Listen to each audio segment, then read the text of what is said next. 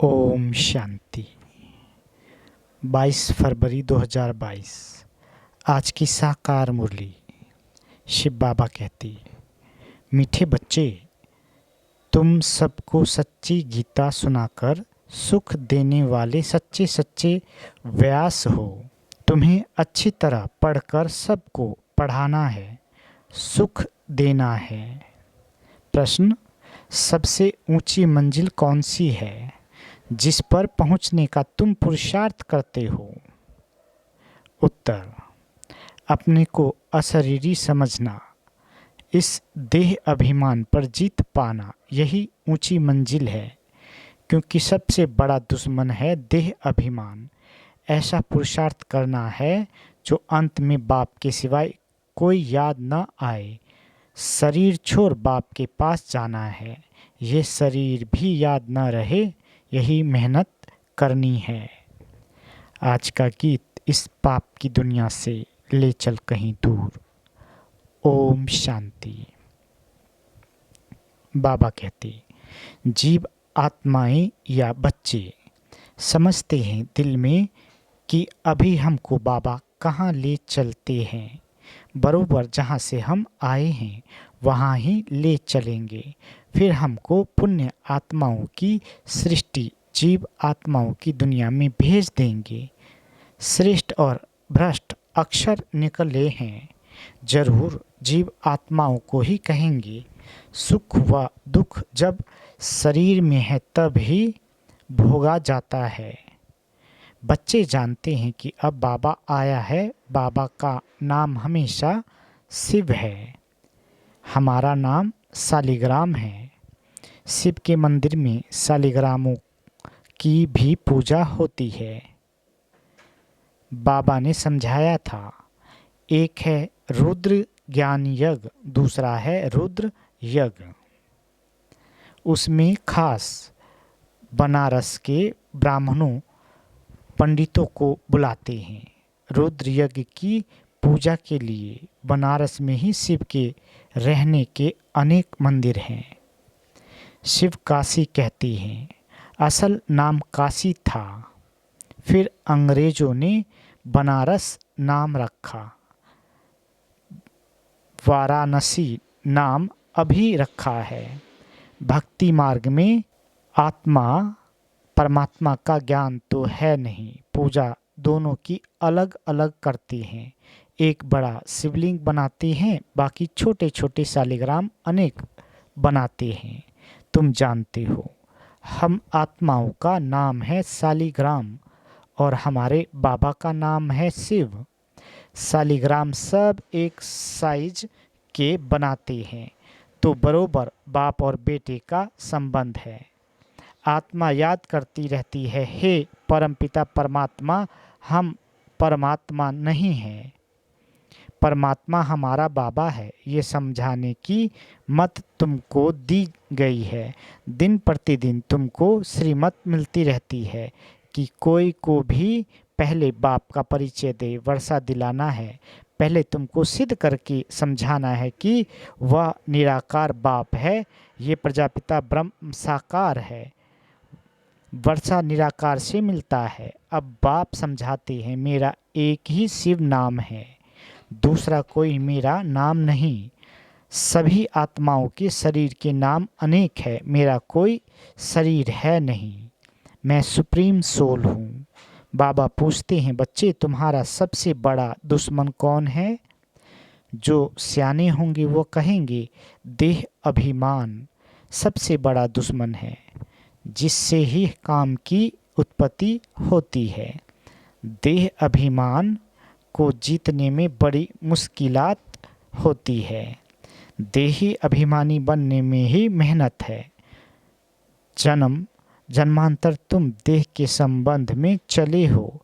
अब जानते हो बरोबर मैं आत्मा अविनाशी हूँ, जिसके आधार से ये शरीर चलता है। रिलीजियस माइंडेड जो भी हैं वह समझते हैं कि हम आत्मा हैं, देह नहीं हैं।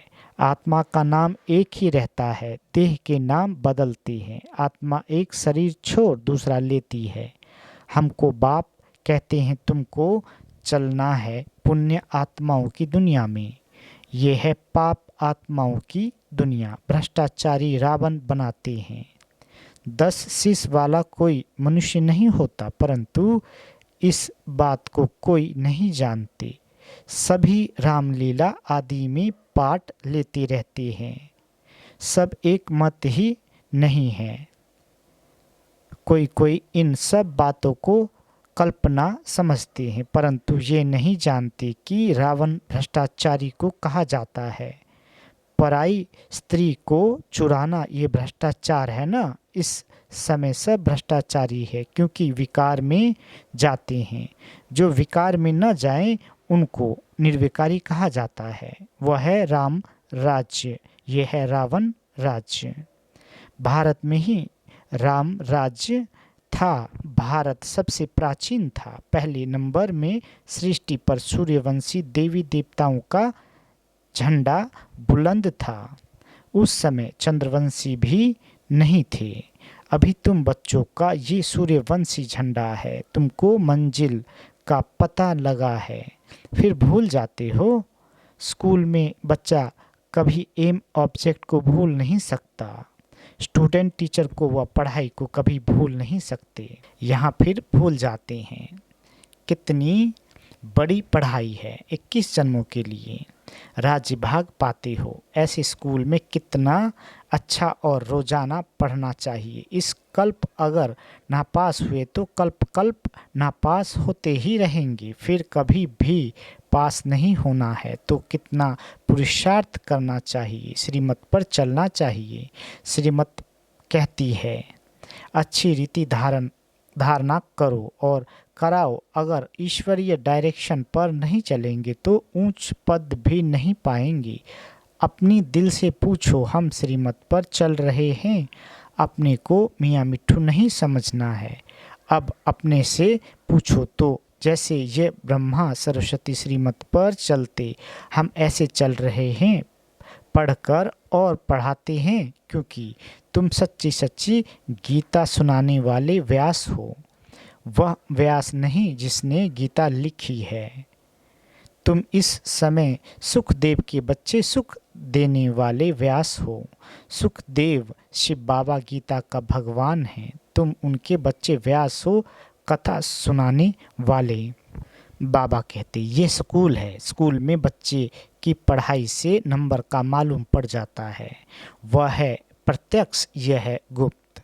यह फिर बुद्धि से जाना जाता है कि हम किस लायक हैं, किसको पढ़ाने का सबूत मिला है। बच्चे लिखते हैं बाबा फलाने ने हमको ऐसा तीर लगाया जो हम आपके बन गए। कोई तो सामने आते ही भी कह नहीं सकते कि बाबा हम तो आपके बन गए। कई बच्चियां पवित्रता के कारण मार भी खाती रहती है। कोई तो बच्चे बन फिर टूट भी पड़ते हैं, क्योंकि अच्छी तरह से पढ़ते नहीं तो बाप कितना अच्छी रीति समझाते हैं कि बच्चे सिर्फ मुझे याद करो और पढ़ाई को, इस नॉलेज से तुम चक्रवर्ती राजा बनेंगे। घर के बाहर भी लिख दो, 1 सेकंड में जीवन मुक्ति मिल सकती है। जनक मिशल 21 जन्मों के लिए, ये 1 सेकंड में तुम विश्व के मालिक बन सकते हो। विश्व के मालिक तो जरूर देवताएं ही बनेंगे ना। सो भी नई विश्व, नया भारत। जो भारत नया था सो अब पुराना हो गया है। सिवाय भारत के और कोई खंड को नया नहीं कहेंगे। बाबा कहते अगर नया कहेंगे तो फिर पुराना भी कहना पड़ेगा। हम फुल नए भारत खंड में जाते हैं। भारत ही 16 कला संपूर्ण बनता है और कोई खंड फुल मून हो न सके। वह तो शुरू ही आधा से होता है। कितने अच्छे अच्छे राज है। हमारा भारत ही सचखंड कहलाया जाता है। सच के पीछे फिर झूठ भी है। भारत पहले फुल मून होता है, पीछे तो अंधियारा हो जाता है। पहला झंडा है हेवन का। गाते भी हैं पैराडाइज था। हम अच्छी तरह से समझा सकते हैं क्योंकि हमको सारा अनुभव है। सतयुग त्रेता में हमने कैसे राजी किया, फिर द्वापर कलयुग में क्या हुआ, ये सब बुद्धि में आने से कितनी खुशी आनी चाहिए। सतयुग को सोझरा, कलयुग को अंधियारा कहा जाता है। तब कहते हैं ज्ञान अंजन सद्गुरु दिया। बाबा ने कैसे आकर तुम अबलाओ माताओं को जगाया है। साहूकार तो कोई मुश्किल ही खड़ा होता है। इस समय सचमुच बाबा गरीब निवाज है। गरीब ही स्वर्ग के मालिक बनते हैं, साहूकार नहीं। इसका भी गुप्त कारण है। यहाँ तो बलिहार जाना पड़ता है। गरीबों को बलिहार जाने में देरी नहीं लगती, इसलिए सुदामा का मिसाल गाया हुआ है। तुम बच्चों को अब रोशनी मिली है, परंतु तुम्हारे में भी नंबरवार है और सबकी ज्योत उझाई हुई है। इतनी छोटी सी आत्मा में अविनाशी पाठ गूंथा हुआ है। वंडर है ना। यह कोई साइंस की शक्ति नहीं है। तुमको अब बाबा से शक्ति मिलती है बरोबर। ये अविनाशी चक्र है जो फिरता रहता है। इनका कोई आदि अंत नहीं है। नया कोई ये बातें सुने तो चक्री में आ जाए। यहाँ 10-20 वर्ष वालों को भी पूरा समझ में नहीं आता है, ना किसी को समझा सकते हैं। तुमको पिछाड़ी में सब पता पड़ जाएगा कि फलाना फलाने के पास जन्म लेगा, ये होगा। जो महावीर होंगे उन्हों को आगे चलकर सब साक्षात्कार होते रहेंगे। पिछाड़ी में तुमको सतयुग के झार बहुत नज़दीक दिखाई पड़ेंगे। बाबा कहते महावीरों की ही माला है ना। पहले 8 महावीर, फिर है 108 महावीर। पिछाड़ी में बहुत फर्स्ट क्लास साक्षात्कार होंगे। गाया भी हुआ है, परमपिता परमात्मा ने वान मरवाए नाटक में बहुत बातें बनाई हैं। वास्तव में ये स्थूल वानों की बात नहीं। कन्याएं माताएं वानों से क्या जाने। वास्तव में ये है ज्ञानवान और इन्हों को ज्ञान देने वाला बरोबर परमपिता परमात्मा है। कितनी वंडरफुल बातें हैं। परंतु बच्चों को एक ही मुख्य बात घड़ी घड़ी भूल जाती है। सबसे कड़े ते कड़ी भूल होती है जो दे अभिमान में आकर अपने को आत्मा निश्चय नहीं करते। सच कोई नहीं बतलाते। सच तो कोई आधा घंटा भी सारे दिन में मुश्किल याद में रह सकते हैं। कोई को समझ में भी नहीं आता कि योग किसको कहा जाता है। मंजिल भी बहुत ऊंची है। अपने को अशरीरी समझना है। जितना हो सके उतना पुरुषार्थ करना है। जो पिछाड़ी में के समय कोई भी याद न पड़े। कोई तत्वज्ञानी ब्रह्मज्ञानी अच्छे होते हैं तो गद्दी पर बैठे बैठे समझते हैं हम तत्व में लीन हो जाएंगे। शरीर का भान नहीं रहता है। फिर जब उनका शरीर छूटता है तो आस पास सन्नाटा हो जाता है। समझते हैं कोई महान आत्मा ने शरीर छोड़ा है। बाबा कहते तुम बच्चे याद में रहेंगे तो कितनी शांति फैलाएंगे। ये अनुभव उन्हों को होगा जो तुम्हारे कुल के होंगे। बाकी जो तो मच्छरों दृश्य मरने वाले हैं। तुम्हारी प्रैक्टिस हो जाएगी अशरीरी होने की। ये प्रैक्टिस तुम यहाँ ही करते हो।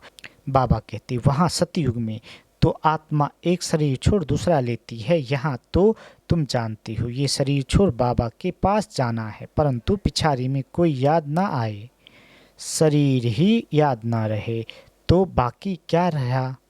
मेहनत है इसमें। मेहनत करते रहते पिछाड़ी में पास होकर निकलते हो। पुरुषार्थ वालों का भी पता तो पड़ता है ना। उनका सो निकलता रहेगा। बांधेली गोपिकाएं पत्र ऐसे लिखती है जो कभी छुटेले भी नहीं लिखती। उन्हों को फुर्सत ही नहीं। बांधेलियाँ समझती हैं शिव बाबा ने इन हाथों का लोन लिया है तो शिव बाबा का पत्र आएगा। ऐसा पत्र तो फिर 5000 वर्ष के बाद आएगा। क्योंकि नहीं बाबा को पत्र रोज लिखे, नैनों से काजल निकालकर भी लिखे। ऐसे ऐसे ख्यालात आएंगे। और लिखती है बाबा मैं वही कल्प पहले वाली गोपिका हूँ। हम आपसे मिलेंगे भी जरूर, वर्षा भी जरूर लेंगे।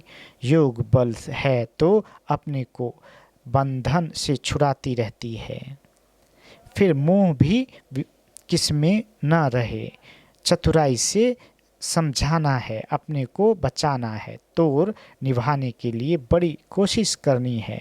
माताएं समझती है हम पति को भी साथ ले चले, हमारा फर्ज है इन्हों को समझाना। पवित्रता तो बहुत अच्छी है, बाबा खुद कहते हैं काम महाशत्रु है, इनको जीतो, मुझे याद करो तो मैं तुमको स्वर्ग का मालिक बनाऊंगा। ऐसी बच्चियां हैं जो पति को समझाकर ले आती है। बंधेलियों का भी पाठ है। अबलाओं पर अत्याचार तो होते ही हैं, ये शास्त्रों में भी गायन है। कामेषु क्रोधेषु कोई नई बात नहीं है, तुमको तो 21 जन्मों का वर्षा मिलता है, इसलिए थोड़ा कुछ सहन तो करना ही पड़ता है। अच्छा, मीठे मीठे सिकीले दे बच्चों प्रति माता पिता बाप दादा का याद प्यार और गुड मॉर्निंग। रूहानी बाप की रूहानी बच्चों को नमस्ते। हम रूहानी बच्चों की रूहानी माता पिता बाप दादा को याद प्यार गुड मॉर्निंग और नमस्ते मीठे बाबा नमस्ते। धारणा के लिए मुख्य सार। पहला, योग बल से अपने सब बंधनों को काट बंधन मुक्त होना है, किसी में भी मोह नहीं रखना है। दूसरा, जो भी ईश्वरीय डायरेक्शन मिलते हैं उन पर पूरा पूरा चलना है, अच्छी तरह से पढ़ना और पढ़ाना है, मियाँ मिट्ठू नहीं बनना है। बाबा वरदान देते, बाप के प्यार की पालना द्वारा सहज योगी जीवन बनाने वाले स्मृति सो समर्थी स्वरूप भव। बाबा कहते, सारे विश्व की आत्माएं परमात्मा को बाप कहती है, लेकिन पालना और पढ़ाई के पात्र नहीं बनती है। सारे कल्प में आप थोड़ी सी आत्माएं अभी ही इस भाग्य के पात्र बनती हो, तो इस पालना का प्रैक्टिकल स्वरूप है सहज योगी जीवन। बाप बच्चों की कोई भी मुश्किल बात देख नहीं सकते, बच्चे खुद ही सोच सोच कर मुश्किल बना देते हैं, लेकिन स्मृति स्वरूप के संस्कारों को इमर्ज करो तो समर्थी आ जाएगी। स्लोगन, सदा निश्चित स्थिति का अनुभव करना है तो आत्मचिंतन और परमात्म चिंतन करो। अच्छा, ओम शांति।